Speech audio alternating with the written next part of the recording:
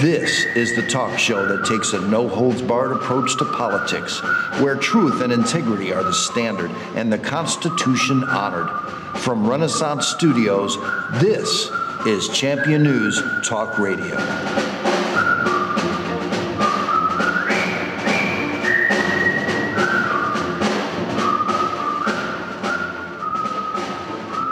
Good morning and welcome to another great edition of Champion News Talk Radio, brought to you by championnews.net, your choice for the conservative voice. This is Carol Parisi.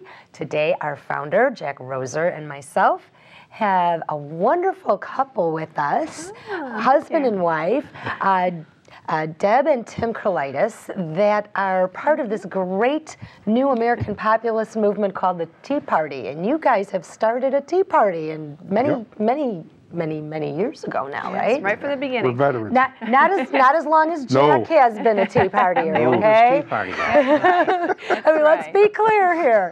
88 years is pretty old. Yeah, that's a Tea Party extraordinaire. Yeah. Is it the original Tea Party in Boston? Listened to Father Coughlin way back in the 30s. Oh, talk about the international bankers and such.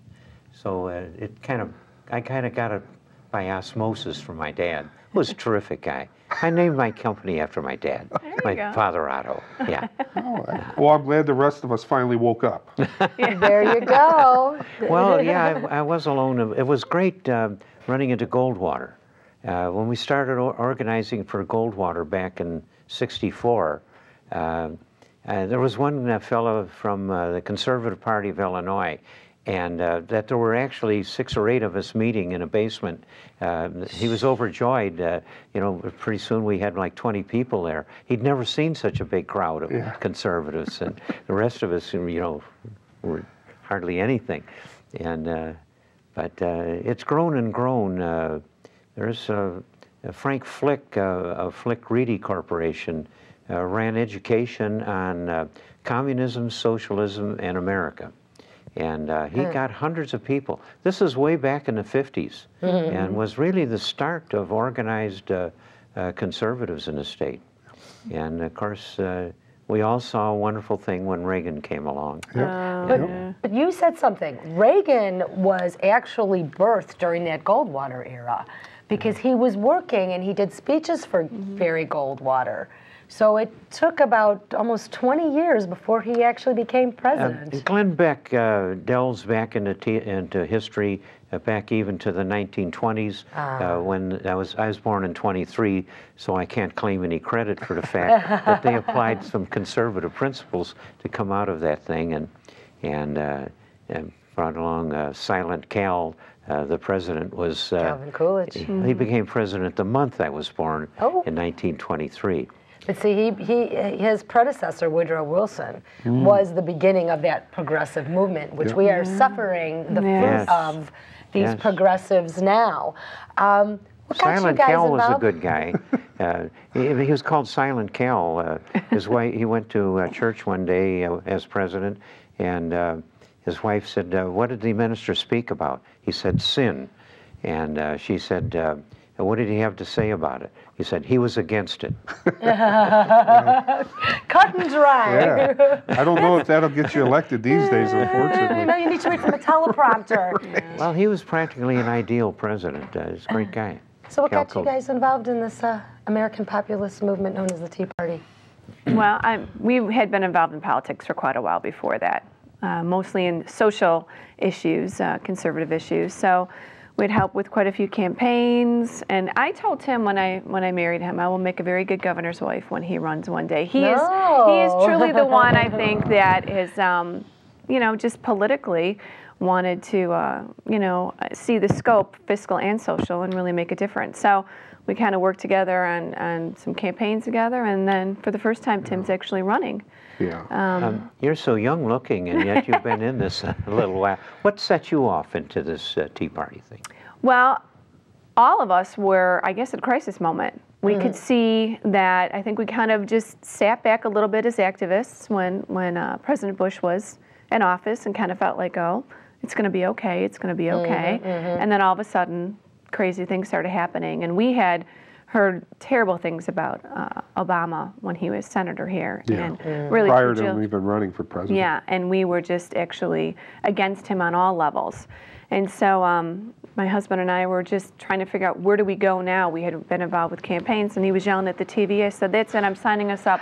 We're going to run it. We're going to run a Tea Party. Well, actually, the funny story is I was yelling at the TV, and she says, I got this gal's number, and you need to call her, and we need to do something. So I called the lady. I said, listen, we'll help you out. And she says, I don't know what I'm doing. And she says, they just put me down as the leader. And I said, I'll tell you what, let's get together and at our house. And then, actually, at that point, Adam Andrzejewski had announced for governor, and he was in for 5 days, and we got him there.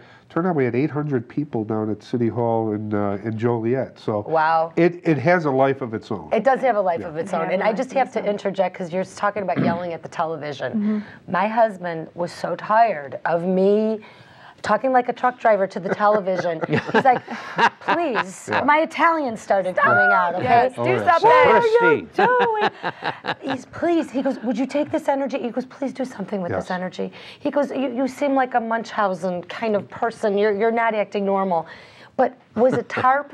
Was it TARP that really shook you up? Or was it even before then? I mean, because Bush spent more money. And right. Oh, no, yeah. Not that he was by no means was he perfect, but I think we all kind of just checked out a little bit, you know? Yeah. And False then all sense of of a sudden, security. we got a They're Republican disillusioned in by the the White House, and everybody's happy because Republicans equal Ronald Reagan, and life is good. And it just went, it couldn't have been more of a disaster. And I think we all really saw it coming. You saw it coming especially, much even more than I did. Can I ask you guys a question? Because I don't know if, you remember the Bush election in 2000 when Al Gore kept coming out and saying we need another recount, we need another recount. And meanwhile, the country wants some closure.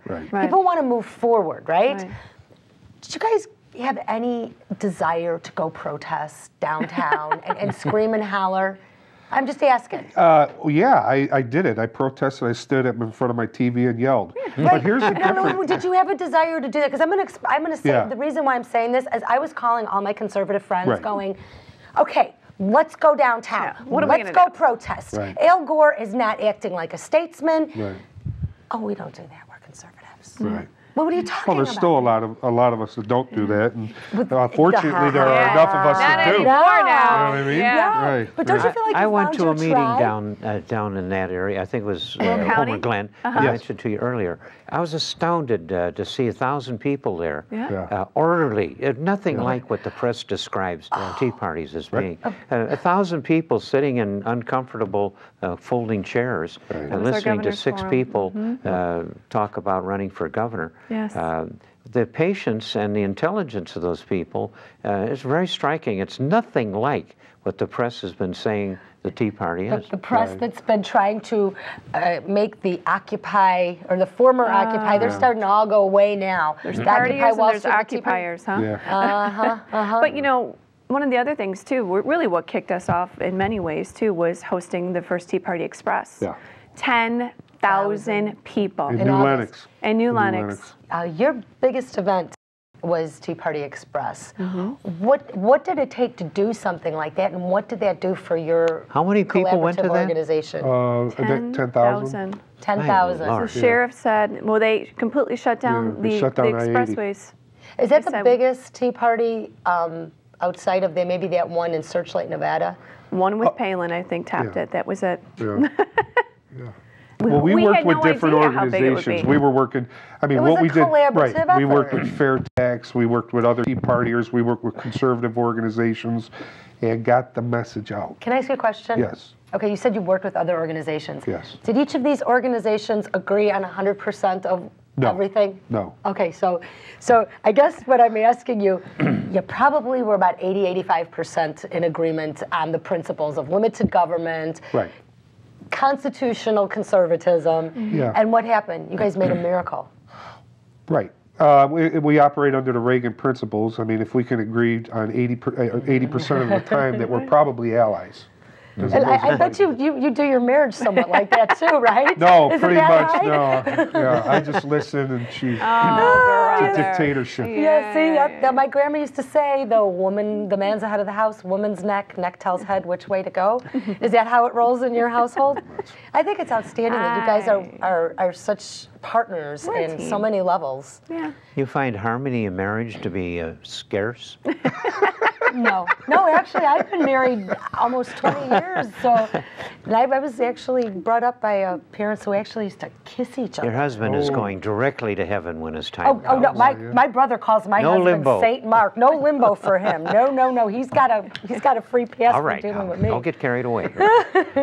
My husband and I were just trying to figure out where do we go now. We had been involved with campaigns, and he was yelling at the TV. I said, "That's it. I'm signing us up. We're gonna run it. We're gonna run a tea party." Was it TARP that really shook you up, or was it even before then? You know, one of the things you were saying, Jack, too, is just the caliber of people at the tea parties. You know Oh, what? yeah. Let's talk about the caliber of people at the tea parties when we come back after the break.